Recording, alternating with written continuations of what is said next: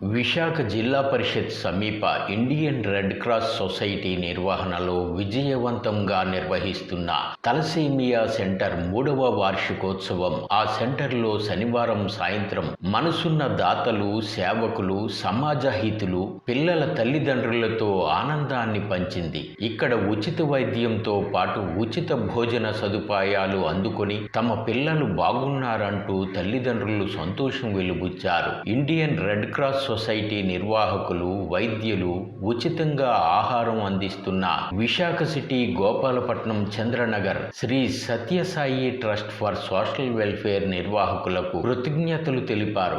Society కార్యదర్శి P Ravikumar అధ్యక్షతన జరిగిన వేడుకలో సొసైటీ చైర్మన్ సి బాలసతీష్ ప్రసంగించారు. రెడ్ క్రాస్ సొసైటీకి తోడ్పాటుగా బెంగళూరు సంకల్ప్ ఫౌండేషన్ ఉచిత భోజనం అందిస్తున్న Chandranagar Shri Sathya Sai trust for social welfare నిర్వాహకుల సేవలను కొనియాడారు. ఈ తలసేమియా సెంటర్ అన్నది విశాఖపట్నంలో, విజయనగరంలో, శ్రీకాకుళంలో ఈ మొత్తం జిల్లాలన్నింటిలో ఇది ఒకే ఒక సెంటర్ ఉంది. ఈ సెంటర్లో ఎవరు వచ్చినా కూడా టోటల్గా free of cost blood transfusion జరుగుతుంది. ఇవాళ వరకు యావరేజ్గా మేము ఇది మంగళవారం, శుక్రవారం చేస్తున్నాం కదమ్మా. ఒక యావరేజ్గా ఒక 120 వరకు పేషెంట్స్ జరుగుతున్నారు. మనం యావరేజ్ తీసుకుంటే 15 మంది రోజుకి.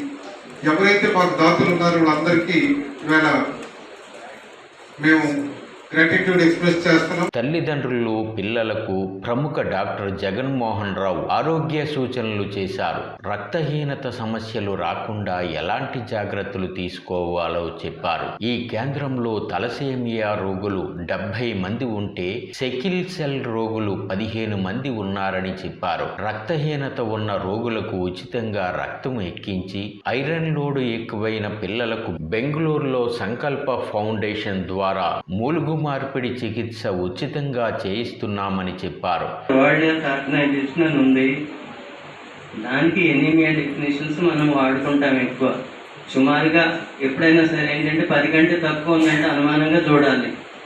లేడీస్లో 12 వరకు ఉంటుంది, మగవాళ్ళు 13, 14 వరకు ఉంటుంది అనమాట. పిల్లలు అయితే 10 కంటే తగ్గిందంటే అనుమానంగా చూడాలి. తగిన విధంగా కారణం ఏంటో తెలుసుకుని మందులు వాడుకోవాలి. ఎనీమియా ఎందుకు వస్తుంది?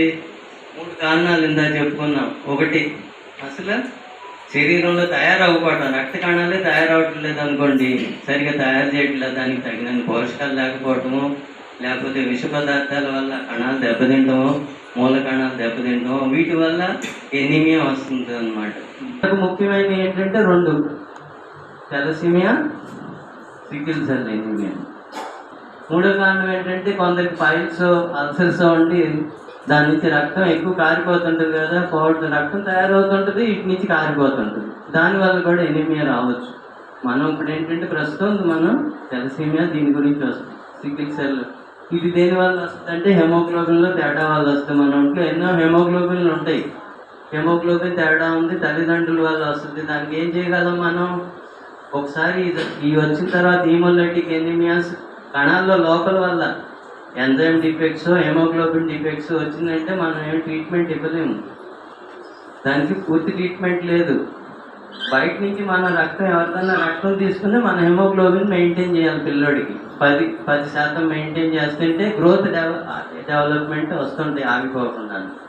అందుకని మన ఏమేంటంటే ఈ ఒంట్లో ఉన్న పిల్లల ఒంట్లో ఉన్న పోషకాహారం మిగతాటికి పెరుగుదలకి, వికాసానికి వాడుకోవటానికి వీలుగా హెమోగ్లోబిన్ 10% మెయింటైన్ చేయాలి. అందుకని నెగ్లెక్ట్ చేయకుండా టైం ప్రకారం వచ్చి 10 ఉండేటట్టు చూసుకోండి. మినిమం తక్కువైందా ఏమవుతుందో చూద్దాం, మళ్ళీ వారం పెడదాం అనుకోకండి. దానివల్ల ఏమవుతుంది? పిల్లలు ఎదుగుదల ఆగిపోతుంది. వేడుకలో Shri Sathya Sai trust for social welfare నిర్వాహకులు శివకోటి మధుసూదనరావుతో పాటు డాక్టర్ జగన్మోహన్ రావు తదితర ప్రముఖులకు కృతజ్ఞతలు చెబుతూ రెడ్ క్రాస్ సొసైటీ నిర్వాహకులు సత్కరించారు. కోఆర్డినేటర్ డాక్టర్ గీతారాణి ప్రసంగించారు. Society vice chairman Muralikrishna Patnaik తదితర ప్రముఖులు పాల్గొన్నారు. వేడుకలో పిల్లల తల్లిదండ్రులు వారి సంతోషాన్ని వెలుబుచ్చారు. సత్యరాజన్ మండలం వంగరి విలేజ్ అండి. మా అబ్బాయి దత్తి వెంకటనాయుడు, నా పేరు దత్తి రామకృష్ణ. నేను నా కొడుకు ఫస్ట్ 1 సంవత్సరం నుంచే తలసమి వచ్చింది. అప్పటి నుంచి 2011లో పుట్టాడు. అప్పటి నుండి నేను అన్ని హాస్పిటల్కి తిప్పుతున్నాను. అయినా నేను చాలా ఇబ్బంది పడ్డాను. ఎందుకంటే తలసేమి అనేది సాధారణమైన జబ్బు కాదు. అది మన పెద్దలంత ముందు తిట్టేవారు, నీకు మాయరోగం రాను. అలాంటి మాయరోగం మన మనిషిని చంపేది బ్రతనం అలాగా చేసింది. ఇప్పుడు ఏంటంటే నేను ఈ హాస్పిటల్లో తిప్పితే ఒక ప్యాకెట్ ఎక్కించడానికి నాకు 5,000 ఖర్చు అయింది. అలాంటిది ఈ సొసైటీకి వచ్చిన తర్వాత, ఈ సొసైటీకి మన రెడ్ క్రాస్ సొసైటీకి వచ్చిన తర్వాత వాళ్ళు ఫ్రీగా మనకి రక్తం ఎక్కిస్తున్నారు, మనకి భోజనం పెడుతున్నారు, తర్వాత అన్ని సదుపాయాలతో మనల్ని అభిమానించి పంపిస్తున్నారు. ఆ చైర్మన్ గారికి నేను పాదాభివందనం చేస్తాను. ఎందుకంటే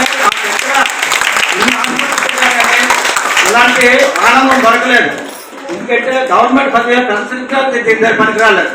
భోజనం పెట్టి మరీ మనకి బ్లడ్ నెలకు 2 సార్లు బ్లడ్ ఎక్కిస్తాను. ఆ ప్యాకెట్ తెచ్చుకోవడానికి నానా ఇబ్బందులు పడేవాడిని. నేను రాయవేల్లో తీసుకెళ్ళాను నా కొడుకుని. అక్కడ కూడా ఏడుకొని తిరిగినా ఏ ప్రయోజనం లేకపోయింది.